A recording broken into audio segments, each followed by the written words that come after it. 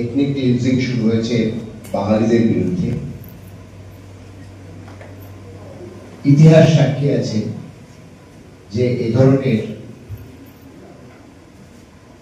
অসভ্যতা, এই ধরনের বর্বরতা, নৃশংসতা আমরা আগে ইউরোপে দেখেছি এবং এর ফল অতীব ভয়ানক, এ সম্পর্কে কোনো সন্দেহের অবকাশ নেই। ইতিহাস এটাও সাক্ষী দেয় যে বাঙালিদের যে কোনো আন্দোলনে সাহিত্য, শিল্প, গান, কবিতা, নাটক, নৃত্য অত্যন্ত গুরুত্বপূর্ণ ভূমিকা রেখেছে। যখন মারাঠা দস্যুরা বাংলায় আক্রমণ করেছে, বাংলাকে লুণ্ঠন করেছে, বাংলার নারীদের অপমানিত করেছে, তখন আমরা কবিতা লিখেছি, খোকা ঘুমলো, পাড়া জোড়লো, বর্গি এলো দেশে। পরবর্তী সময় যখন ব্রিটিশরা আমাদেরকে পদদলিত করেছে, তখন একের পর এক গান, একের পর এক কবিতা, একের পর এক লেখা, বিভিন্ন ধরনের গদ্য এবং তার সঙ্গে বিবিধ নাটক আমরা দেখতে পেয়েছি। ফলত এটা কিন্তু আমাদের ঐতিহাসিক ধারা, বাঙালিদের ঐতিহাসিক ধারা, যে আমাদের কোনো আন্দোলন সাহিত্য, শিল্প, সংস্কৃতি ছাড়া হয় না, হয়নি এবং ভবিষ্যতে হবে না। আজকে ভারতে বাঙালির অধিকার আদায়ের জাতীয় সংগঠন, বাংলা পক্ষের শাখা সংগঠন, শিল্পী পক্ষ শুধুমাত্র সেই ঐতিহ্যকেই বয়ে নিয়ে যাবে। আমরা গান করি, কেউ কেউ নাচ করি, কেউ নাটকে অভিনয় করি, তার মানে এই নয় যে আমরা মঙ্গল গ্রহ থেকে আসা প্রাণী।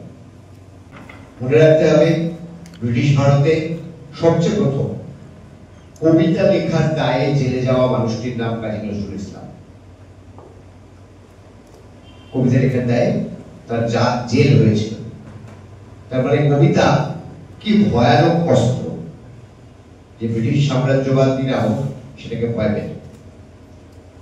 আজকে সেই ঐতিহ্যের পুনরাবর্তনে ভিত্তিপ্রস্তর স্থাপিত হবে আমাদের এই বয়েজ অনুবাদ।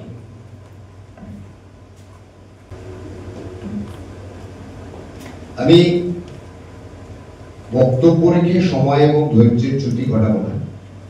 আমি একটি স্বরচিত কবিতা আপনাদের সামনে পাঠ করতে চাই।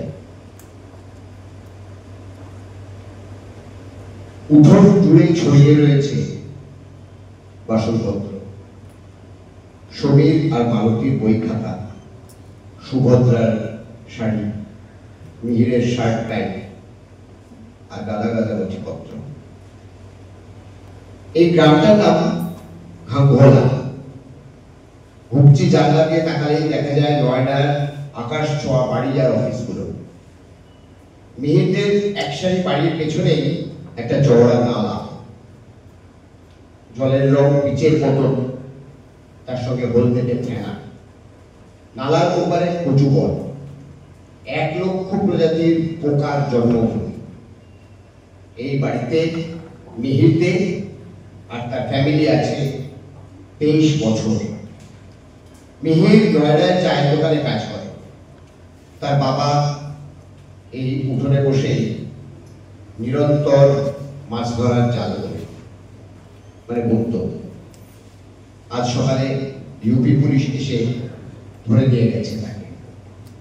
ডাকনাম ভোলা, রিলিজিয়ান হিন্দুইজম, জাতিতে রোহিঙ্গা। অবাক হচ্ছে? তাহলে ভেবে দেখুন মিহির আর সুভদ্রার অবস্থা, ভেবে দেখুন 14 বছরের সমীর আর 9 বছরের মালতীর অবস্থা, ভেবে দেখুন ভোলা কাকা কি ভাবছে। মিহির পুলিশ গাড়ির পিছু পিছু ছুটতে ছুটতে গিয়েছিল থানা অবধি। থানার গেটের হাবলদার মিহিরের বুকে এত জোরে লাথি মেরেছে যে সে এখন হাসপাতাল। তার পাশে বসে অঝরে কাঁদছে, কেঁদেই চলেছে শ্রীমতী সুভদ্রা দে। সমীর আর মালতী সেই যে দৌড়ে গিয়ে ঢুকেছে সালাউদ্দিন কাকুর বাড়িতে, আর বেরোয়। উঠোন জুড়ে ছড়িয়ে রয়েছে ওষুধের পাতা, পিতলের গোপাল, পাথরের ছোট্ট শিবলিঙ্গ, রামকৃষ্ণ সারদা মায়ের যুগল ফটো, যোগীজির মাথানো ছবি। ভোলা কাকু লকআপে। পুলিশ অফিসার তাকে ঘন্টা চারেক আগে জিজ্ঞাসা করেছিল, আধার কার্ড पे तेरा नाम क्या है बेटा? সেই থেকে বৃদ্ধ পরাদের ওপার থেকে চিৎকার করে বলে চলেছে, স্বদেশ দে, স্বদেশ দে, স্বদেশ দে।